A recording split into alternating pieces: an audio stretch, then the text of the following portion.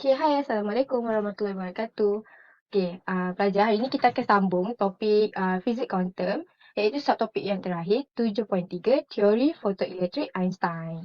Okey, dalam subtopik ni, dia terdapat 5 standard pembelajaran. Iaitu yang pertama, menyatakan fungsi kerja minimum yang diperlukan oleh logam. Yang kedua, menerangkan frekuensi ambang dan juga fungsi kerja. Yang ketiga, menentukan fungsi kerja logam berdasarkan rumus W equal to HF0. Okey, yang keempat, menyelesaikan masalah yang melibatkan dengan persamaan Einstein untuk kesan fotoelektrik, dan yang terakhir ialah menerangkan penghasilan arus fotoelektrik dalam sebuah litar sel foto. Okey, kita akan mulakan dengan standard pembelajaran yang pertama, iaitu menyatakan fungsi kerja minimum yang diperlukan oleh logam bagi memancarkan elektron. Okey, sebelum kita mendalami standard pembelajaran ni, kita kena tahu dahulu asal-usul teori ni. Okey, Albert Einstein, dia mengemukakan teori fotoelektrik pada tahun 1905, tapi dia mendapat hadiah Nobel pada tahun 1921, dan pada tahun 1921 ni baru dapat nama teori fotoelektrik Einstein. Okey, Einstein ni dia mengaplikasikan idea kuantum tenaga ni daripada Max Planck. Okey, jadi dia mencadangkan zarah cahaya iaitu foton. Tenaga untuk foton ni adalah berkadar terus dengan frekuensi cahaya iaitu F. Jadi, formula untuk teori fotoelektrik Einstein ialah E sama dengan HF. H ni adalah permalah Planck. Okey, sekarang kita akan tengok fungsi kerja minimum yang diperlukan oleh logam bagi memancarkan elektron. Okey, setiap kuantum cahaya ni dia ada paket tenaga yang diskrit. Jadi, contohlah kan, lapis ini adalah logam. Dekat atas permukaan logam ni ada elektron. Okey, jadi apabila satu foton datang memancar kepada logam, jadi elektron dekat permukaan logam ni dia akan menyerap tenaga daripada foton ni. Okey, apabila tenaga tu dah diserap, tenaga tu yang akan digunakan untuk membebaskan elektron daripada logam. Dan itu akan bertukar menjadi tenaga kinetik fotoelektron. Jadi, lazimnya elektron pada permukaan logam ni, dia memperoleh tenaga kinetik yang maksimum berbanding dengan elektron yang berada di bahagian bawah logam. Okey, seterusnya. Okey, bagi elektron yang terletak pada permukaan logam, okey, tenaga foton sama dengan tenaga minimum yang diperlukan untuk membebaskan fotoelektron, okey, ataupun fungsi kerja, dicampur dengan tenaga kinetik maksimum fotoelektron. Okey, tenaga foton ni ialah E. Okay, E sama dengan W campur dengan K max. E kita gantikan dengan menjadi HF. KHF sama dengan W campur K max kita tukar menjadi 1/2 MV kuasa 2 max. Okay, kita pindahkan ke depan.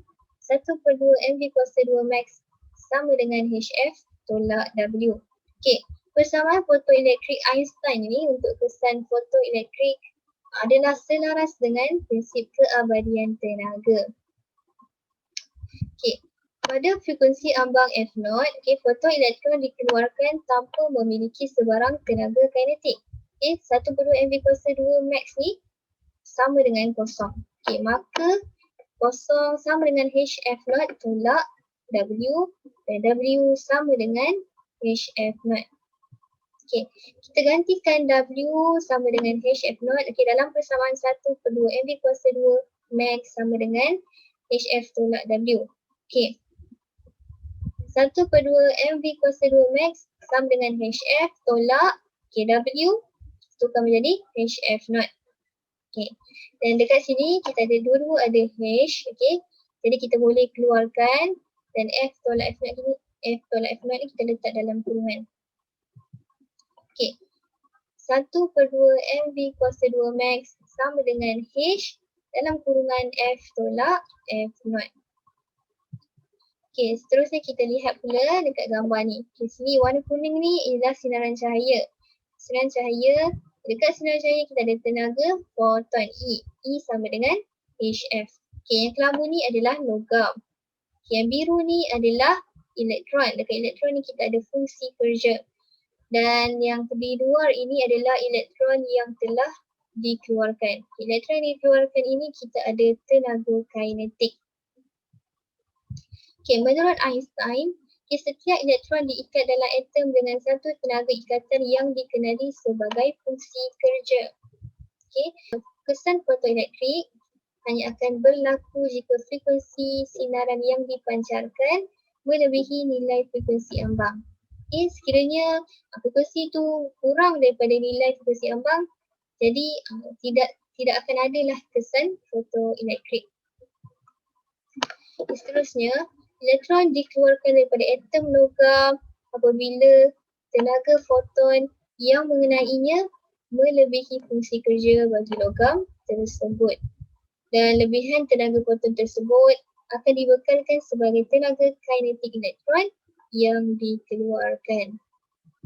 Okay, seterusnya kita lihat pula graf Kmax melawan F, okay, yang menunjukkan hubungan di antara tenaga kinetik maksimum fotoelektron, okay, dengan frekuensi.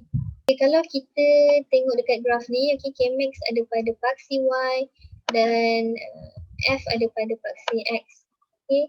Dan F0 ialah nilai pada pintasan paksi F. Okay. Dan dalam graf ini juga kita lihat ada garisan lurus, okay, dengan kecerunan yang positif. Okay. Dan garis lurus ini dia tidak melalui titik asalan lah. Titik asalan ialah di dekat sini. Okay. Dan di sini kita boleh lihat kita ada dua bahagian. Okay. Satu bahagian yang tiada kesan fotoelektrik dan satu lagi bahagian yang ada kesan fotoelektrik.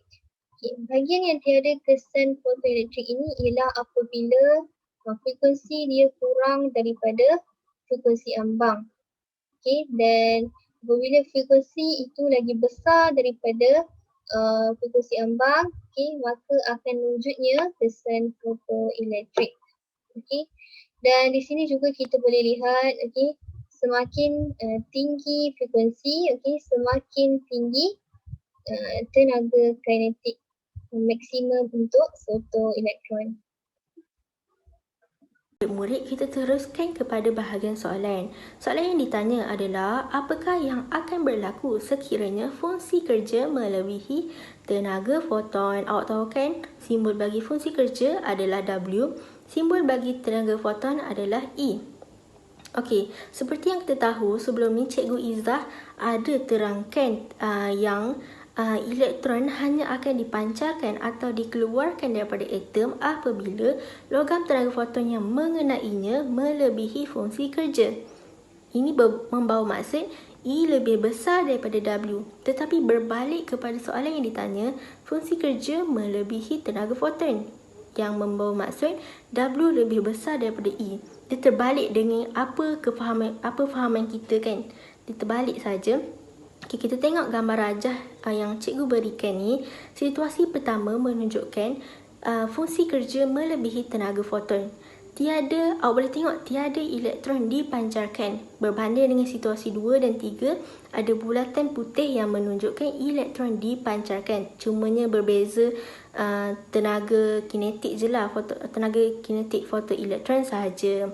Jadi, jawapan bagi soalan ini adalah apabila fungsi kerja melebihi tenaga foton, maka penyingkiran elektron tidak akan berlaku. Sebagai kesimpulan, dalam subtopik ini kita telah belajar banyak perkara. Antaranya ialah persamaan Planck. Persamaan Planck menyatakan bahawa E sama dengan hf, di mana E adalah tenaga, h adalah permainan Planck dan juga f adalah frekuensi. Persamaan ini turut menyatakan bahawa tenaga foton adalah berkadar terus dengan frekuensi cahaya. Maka tenaga foton bertambah apabila frekuensi cahaya bertambah. Kemudian kita akan lihat kepada teori fotoelektrik Einstein, di mana apabila foton dipancarkan ke atas logam, maka foton itu akan diserap oleh elektron-elektron yang berada di dalam logam tersebut. Kemudian, elektron-elektron di dalam logam tersebut pula akan dibebaskan oleh tenaga foton. Tenaga foton yang berlebihan akan menjadi tenaga kinetik.